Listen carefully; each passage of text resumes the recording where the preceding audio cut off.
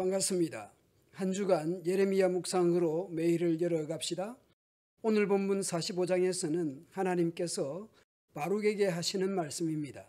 그리고 46장부터는 유다 주변의 나라들 열방에 대해 말씀합니다. 특히 오늘 본문에서는 애굽 군대의 패배를 노래합니다. 유다의 요시야 왕의 아들 요야김 통치 4년에 예레미야가 불러주는 대로 네리야의 아들 바룩이 책에 두루마리에 모두 기록했습니다. 오늘 본문의 시작은 36장 1, 2절과 매우 비슷합니다. 요야김 4년이라는 것도 그렇고 36장에서는 바룩에게 기록하라, 45장에서는 기록하니라.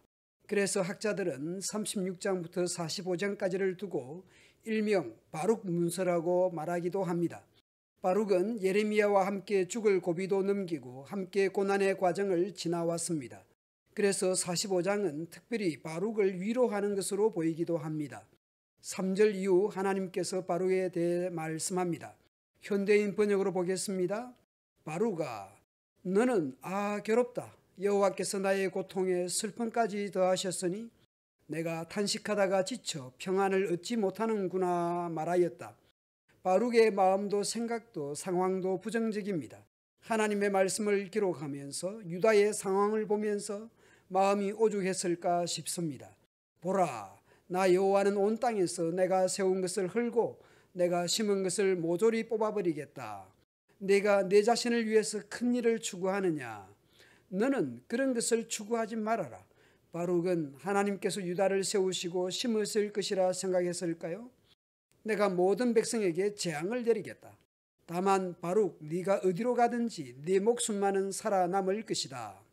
하나님께서는 바룩의 생존을 말씀합니다.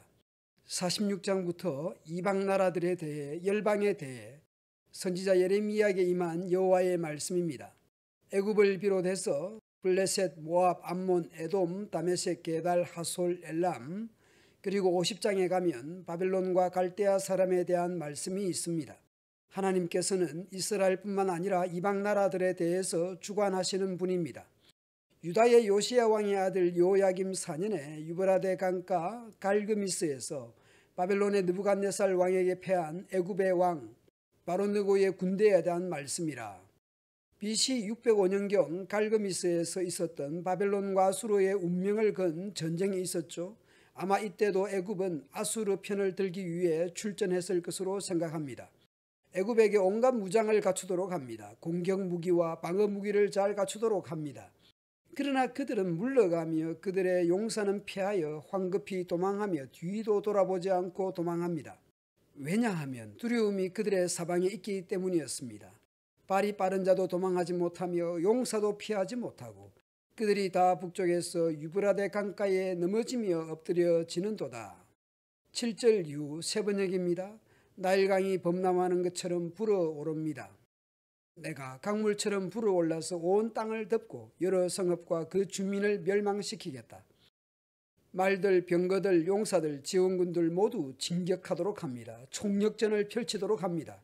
그러나 애굽 군대는 바벨론에 의해서 무너져 내릴 것입니다. 그리고 애굽 군대에 대해 하나님의 손이 치시기에 그들은 패배할 수밖에 없을 것입니다.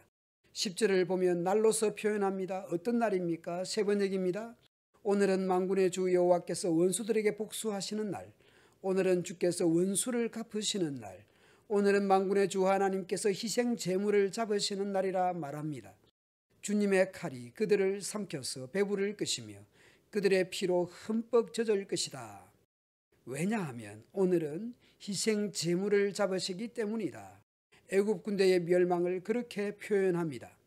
무기또 전쟁에서 요시야를 죽였고 요시야의 뒤를 이어 요아스가 왕이 되었지만 애굽에 의해 폐위되었고 그는 요아스를 애굽으로 끌고 갔고 애굽이 요야김을 왕으로 세웠습니다.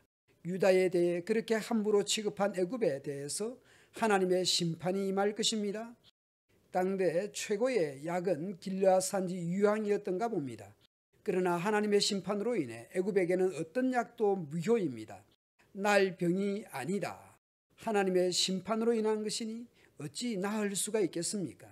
이제는 너의 수치스러운 소문이 세계 만민에게 퍼졌고 너희의 용사들마저 서로 부딪혀 함께 쓰러져 죽었으므로 너희의 울부짖는 소리가 온 땅에 가득하다.